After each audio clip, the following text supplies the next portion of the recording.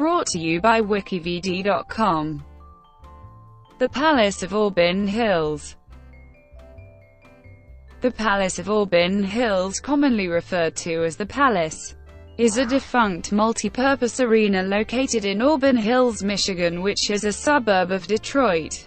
It served as the home of the Detroit Pistons of the National Basketball Association, the Detroit Shock of the Women's National Basketball Association, the Detroit Vipers of the International Hockey League, the Detroit Safari of the Continental Indoor Soccer League, and the Detroit Fury of the Arena Football League.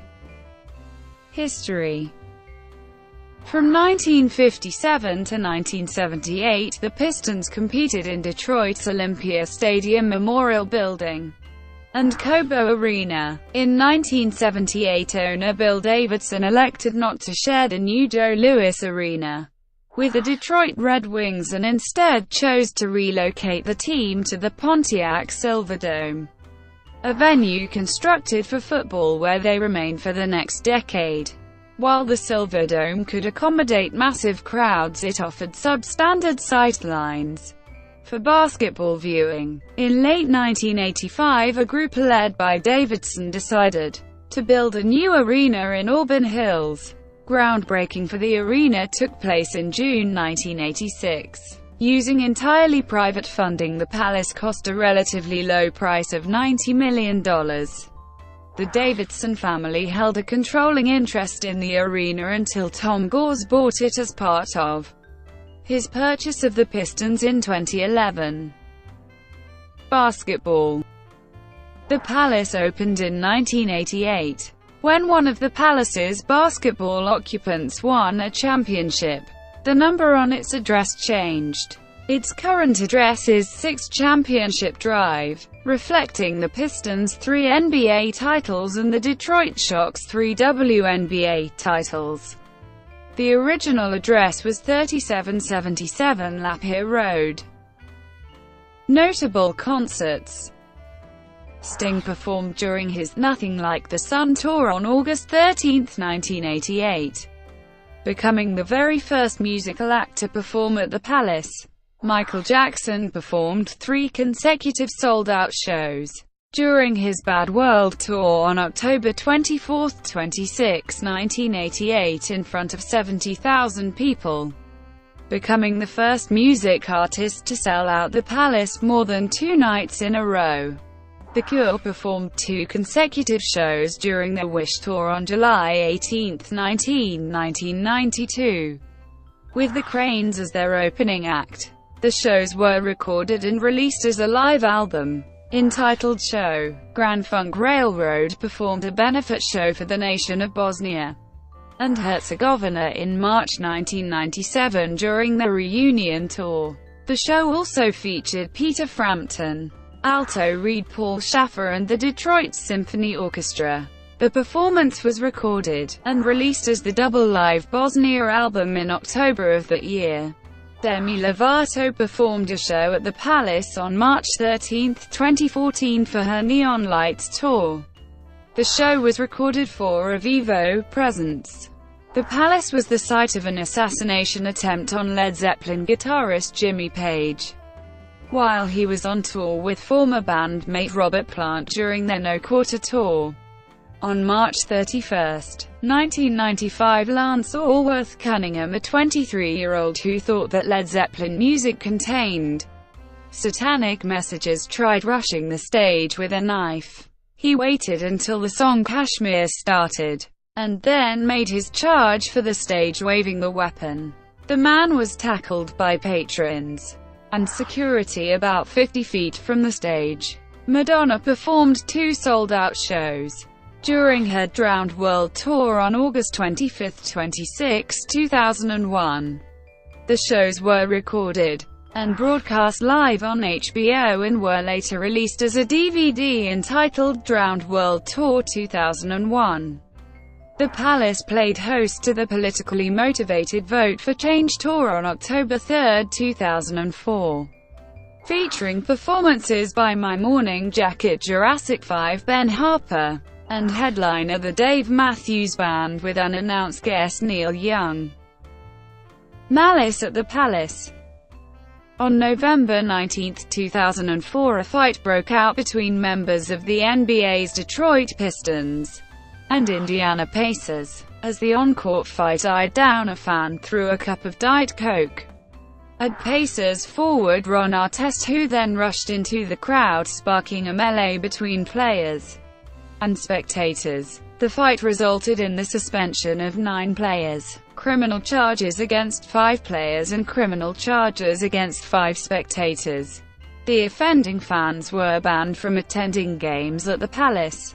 In the aftermath of the fight, the NBA decided to increase the security presence between players and spectators. The fact that the fight took place at the Palace of Auburn Hills led to it becoming colloquially referred to as Malice at the Palace and Basket Brawl. The Palace was also the site of a brawl between the WNBA's Shock and Sparks on July 21, 2008.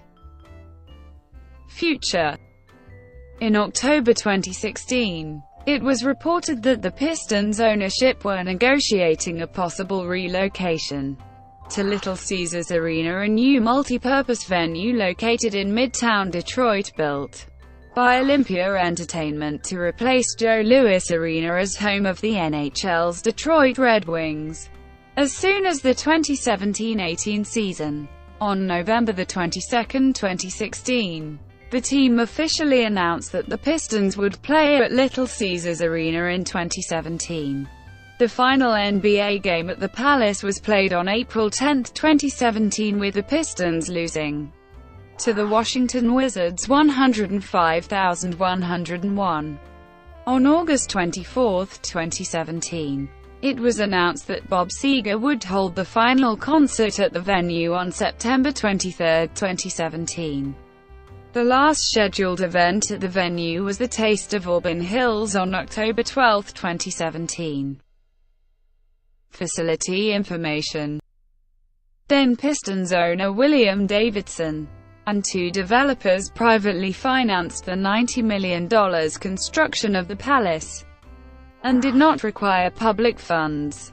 The Palace was built with 180 luxury suites, considered an exorbitant number when it opened, but it has consistently managed to lease virtually all of them. In December 2005, the Palace added 5 underground luxury suites, each containing 450 sqft of space and renting for $450,000 per year.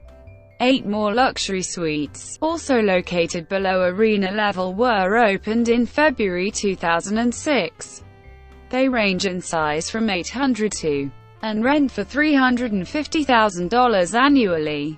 The architectural design of the Palace, including its multiple tiers of luxury suites, has been used as the basis for many other professional sports arenas in North America since its construction, including the Canadian Tire Centre in Ottawa, also designed by Rossetti Associates. The Palace was widely considered to be the first of the modern-style NBA arenas, and its large number of luxury suites was a major reason for the building boom of new NBA arenas in the 1990s.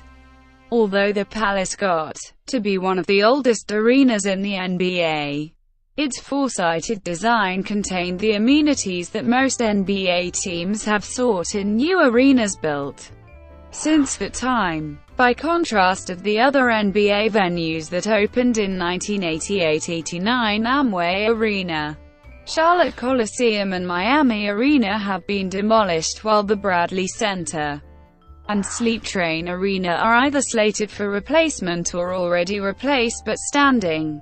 All of these arenas were rendered obsolete by the lack of luxury suites and club seating, lucrative revenue-generating features that made pro sports teams financially successful in order to remain competitive long-term, and also being located in suburban rather than downtown areas. Nonetheless, Palace sports to keep the arena updated. A new high-definition jumbotron monitor, new LED video monitors and more than 950 feet of ribbon display technology from Daktronics was installed in the mid-2000s. The Pistons Court was previously named the William Davidson Court in honor of the late owner. Prior to the home opener on October 28, 2009, however, Davidson's signature along with the retired numbers were removed from the hardwood when Tom Gores took over ownership of the Palace, and were re-retired instead atop the Palace rafters as replacement banners. By the time it closed as an NBA venue, the Palace was one of only 2 arenas which had not sold its naming rights to a corporate sponsor. The other was Madison Square Garden. The Palace was one of 8 basketball arenas owned by their respective NBA franchises. Brought to you by WikiVidi.com. Would you like to know more?